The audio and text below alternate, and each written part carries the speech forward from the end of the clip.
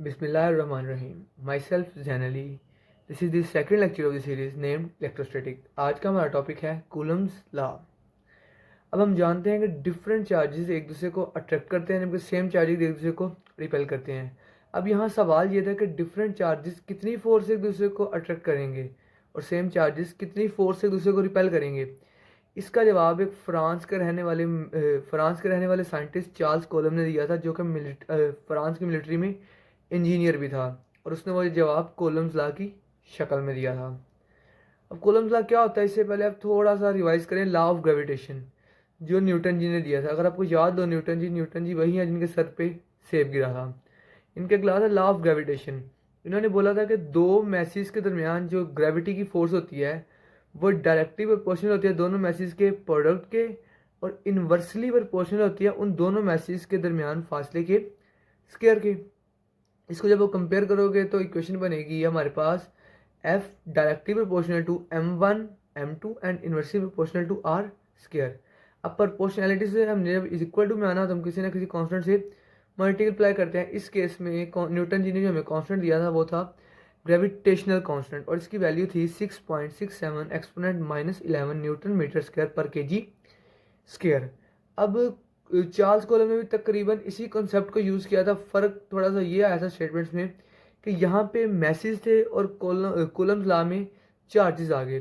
तो Coulomb's law ने क्या कहा था कि the force between 2 point charges, 2 point charges के दरमियान जो फोर्स होगी, या अट्रैक्शन की या रिपल्शन की, is directly proportional to the product of magnitude of charges. Similarly जैसा कि न्यूटन जी ने कहा था, बस फ़र्क क्या था, मैसेज से यहाँ पे क्या था, charge, and inversely proportional to the square of the distance between them, और उन दोनों चार्जेस के दरमियान फासले के स्क्वायर के इन्वर्सली प्रोपोर्शनल होगा.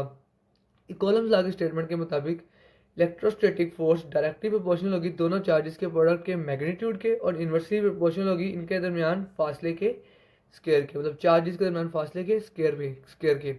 अच्छा, इलेक्ट्रोस्टैटिक फोर्स हो या कॉलम्स फोर्स हो या इलेक्ट्रिक फोर्स लिखा हो, इसका मतलब होता है वो फोर्स ऑफ अट्रैक्शन की भी बात कर रहा है और फोर्स ऑफ रिपल्शन की भी. अगर आप दोनों इक्वेशंस को कंपेयर करें तो दोनों की लेफ्ट हैंड साइड पे क्या है, फोर्स, तो इधर भी आ जाएगी फोर्स.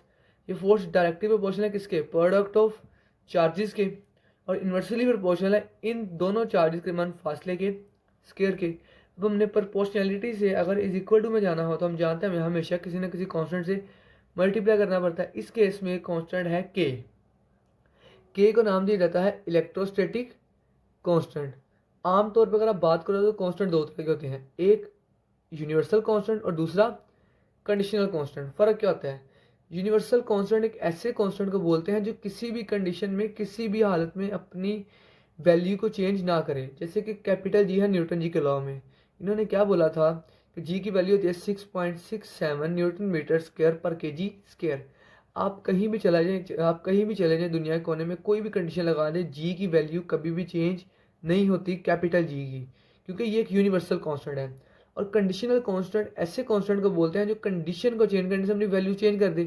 जैसे कि स्मॉल जी, आपने पढ़ा हुआ है स्मॉल जी की वैल्यू अर्थ पे होती है 9.8 मीटर पर सेकेंड स्क्वायर, लेकिन इसी जी की वैल्यू मून पे होती है 1.62 मीटर पर सेकेंड स्क्वायर, और इसी जी की वैल्यू जुपिटर पे जो कि प्लैनेट है जिस तरह हमारा अर्थ है वहाँ पे होती है 263 मीटर पर सेकेंड स्क्वायर.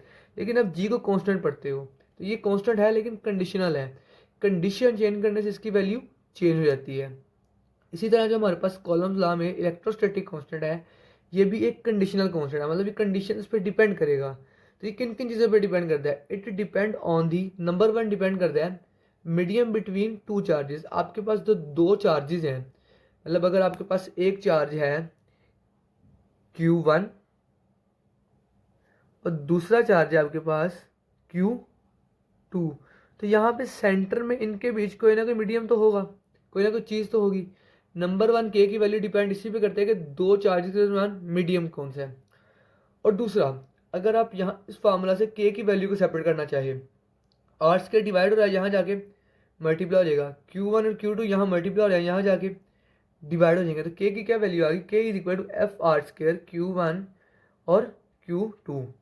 अगर आप फर्ज करें, आप पहले के की वैल्यू मेजर करते हैं और आप फोर्स की यूनिट लेते हैं न्यूटन, फासले के लेते हैं मीटर, और चार्ज के लेते हैं कॉलम, आपके पास के का कुछ ना कुछ आंसर आएगा। लेकिन अब अगर आप फोर्स यूनिट लेते हैं मेगा न्यूटन, फासले के लेते हैं किलोमीटर, और चार्जेस के लेते हैं माइक्रो कॉलम, तो क्या आंसर सेम आएगा? नहीं, आंसर सेम नहीं आएगा। इसका मतलब के की वैल्यू डिपेंड कर रही है सिस्टम ऑफ यूनिट पे, कि जिसमें आप फोर्स को, फासले को और चार्जेस को ले रहे हो। तो दूसरा किस पे डिपेंड करता है? System of unit in which force यानी कि फोर्स, क्यू मतलब charge, and R is measured, के आपने किस सिस्टम ऑफ यूनिट में फोर्स, क्यू और आर को मेजर किया है। और एक हमने देखा कि अगर दो मीडियम चार्जेस के दरम्यान मीडियम पे भी के की वैल्यू डिपेंड करती है। आप फर्ज करें कि आपके पास जो मीडियम है दो चार्जेस के बीच, वो एयर है या वैक्यूम है या फ्री स्पेस, मतलब फ्री स्पेस से मुराद कुछ नहीं है, खला है, या एयर है यानी कि हवा है। If medium between charges is air और वैक्यूम, देन अगर चार्जेस के दरम्यान एयर, मीडियम जो हो वो एयर हो या वैक्यूम हो यानी कि फ्री स्पेस, तो के की वैल्यू होती है 1/4 pi epsilon not. Epsilon not भी एक कांस्टेंट है और इसको हम बोलते हैं permittivity of free space. Permittivity का मतलब होता है इजाज़त लेना। किससे? परमिटिविटी ऑफ फ्री, मतलब फ्री स्पेस से इजाज़त लेना। किस चीज़ के लिए? अब ये जो दो चार्जेस पड़े हुए हैं, इनके दरमियान जहाँ पे फ्री स्पेस है, वैक्यूम है, अब इन्होंने जो एक दूसरे पे फोर्स अप्लाई करनी है रिपल्शन की, सेम चार्जेस हैं, तो इन फोर्स ने इस वैक्यूम से गुजर के आना है। तो इन्हें इस वैक्यूम की क्या चाहिए होगी? इजाज़त, जिसे हम क्या बोलते हैं? Epsilon not, permittivity of free space. और इसकी बड़ा वैल्यू जो होती है वो होती है 8.85 एक्सपोनेंट माइनस 12, और इसके यूनिट होते हैं पर न्यूटन पर मीटर स्क्वायर कॉलम स्क्वायर। और अगर आप इस फार्मूला में वैल्यूज पुट करें, 4 पाई हम जानते हैं क्या वैल्यू होती है, 3.14, और एप्सिलॉन नॉट की वैल्यू हमारे पास पड़ी हुई है 8.85 एक्सपोनेंट माइनस 12। अगर आप इसे सॉल्व करेंगे कैलकुलेटर पे तो आपके पास आंसर आएगा 8.9 एक्सपोनेंट 9। उस 8.9 को हम राउंड ऑफ करके लिखते हैं 9 एक्सपोनेंट 9। अब के यूनिट कैसे निकालेंगे? हमने यहाँ से के का फार्मूला सेपरेट किया हुआ है। फोर्स के यूनिट होते हैं न्यूटन, फासले के मीटर, और ये ऊपर वाला इसके साथ वैसे ही। और चार्ज क्या होते हैं? कॉलम। अब ये कॉलम कॉलम से मल्टीप्लाई होगा तो क्या होगा? Column square. अब कॉलम स्क्वायर की पावर, कॉलम स्क्वायर है जो, इसकी पावर के साथ कौन सा साइन है? पॉजिटिव। अब जब बटे के ऊपर जाएगा तो साइन कौन सा आ जाएगा? -2 का। तो के क्या यूनिट आ गए? न्यूटन मीटर स्क्वायर पर कॉलम स्क्वायर। और इसी तरह अगर आपने एप्सिलॉन नॉट की यूनिट निकालनी हो तो यहाँ पे एप्सिलॉन नॉट डिवाइड हो रहा है, यहाँ जाके मल्टीप्लाई हो जाएगा, और के यहाँ मल्टीप्लाई हो रहा है, यहाँ जाके डिवाइड हो जाएगा। तो कुछ ऐसी इक्वेशन मिलेगी। इसमें देखिए नीचे 4 है यूनिटलेस, पाई भी यूनिटलेस, इसके भी कोई यूनिट नहीं होते, बचा क्या? सिर्फ के। तो आप जब नीचे के की यूनिट लिखोगे जो कि क्या है? न्यूटन मीटर स्क्वायर पर कॉलम स्क्वायर। अब जब ये बटे के ऊपर जाएंगे तो न्यूटन की पावर क्या है? +1, बटे के ऊपर जाने की वजह से -1, इसकी +2 है ऊपर जाने की वजह से -2, इसकी -2 है ऊपर जाने की वजह से +2। एप्सिलॉन नॉट की यूनिट याद रखने का ये भी तरीका है कि के यूनिट्स की पावर के साइन चेंज कर दें। जैसे कि इसका +1 है तो -1 हो जाएगा, इसका +2 है तो इसका -2 हो जाएगा। इसी तरह अगर इसका -2 है तो इसका क्या हो जाएगा? +2। तो अगर दो चार्जेस के दरम्यान मीडियम एयर हो या वैक्यूम हो यानी कि फ्री स्पेस, तो के की क्या वैल्यू होगी? 9 एक्सपोनेंट 9 न्यूटन मीटर स्क्वायर पर कॉलम स्क्वायर। लेकिन अगर मीडियम आप कोई और रखते हो एयर और वैक्यूम के केस में, तो इसकी वैल्यू चेंज हो जाएगी, क्योंकि ये डिपेंड करता है मीडियम के दरमियान चार्जेस पे। डिपेंड क्यों करता है ये हम इंशाल्लाह नेक्स्ट वीडियो में देख लेंगे। पेपर में एक क्वेश्चन आता होता है बाजुकात कि प्रूव डैट कूलम्स लॉ ओबे थर्ड लॉ ऑफ मोशन, के साबित करें कूलम्स लॉ न्यूटन के थर्ड लॉ को फॉलो करता है। इसका जवाब देने के लिए हम दो चार्जेस लेट करेंगे। आप सेम कर ले, डिफरेंट कर ले, जैसे आपका दिल है, मैंने सेम किए हुए हैं। दोनों पॉजिटिव चार्ज है, एक को Q1 बोल दिया, एक को Q2, और लेट करें कि इनके दरमियान डिस्टेंस है R।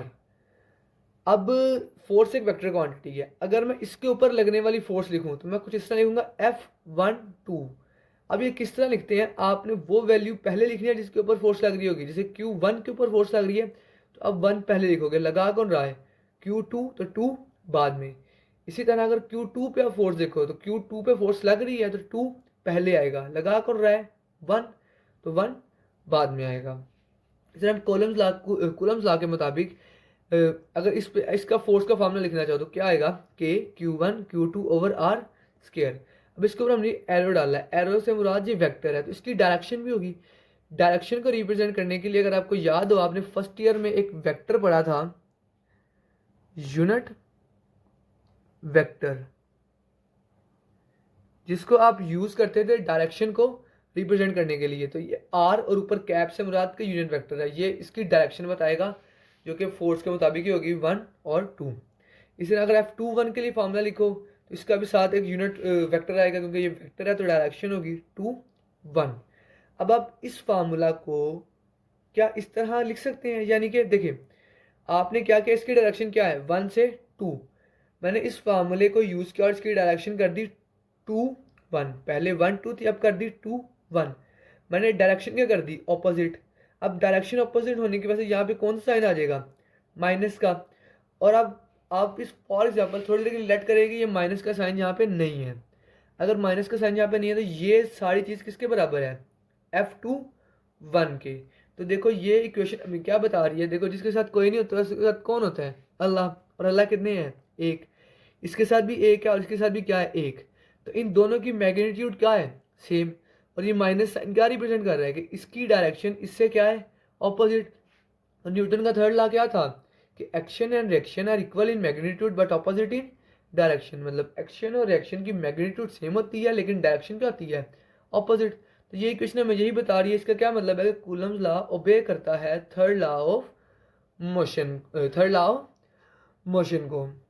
ये था हमारा इलेक्ट्रोस्टैटिक सीरीज का दूसरा लेक्चर, जिसका पहला टॉपिक था कूलम्स लॉ। इंशाल्लाह इसका नेक्स्ट हाफ हम अपनी नेक्स्ट वीडियो में कवर करेंगे, जिसमें हम देखेंगे कि अगर दो चार्जेस के दरमियान मीडियम रखेंगे तो फोर्स पे क्या इफेक्ट करेगा। उम्मीद है आपको वीडियो अच्छी लगी होगी। अगर वीडियो अच्छी लगी हो तो लाइक कर दीजिएगा, कमेंट कर दीजिएगा और सब्सक्राइब भी कर दीजिएगा।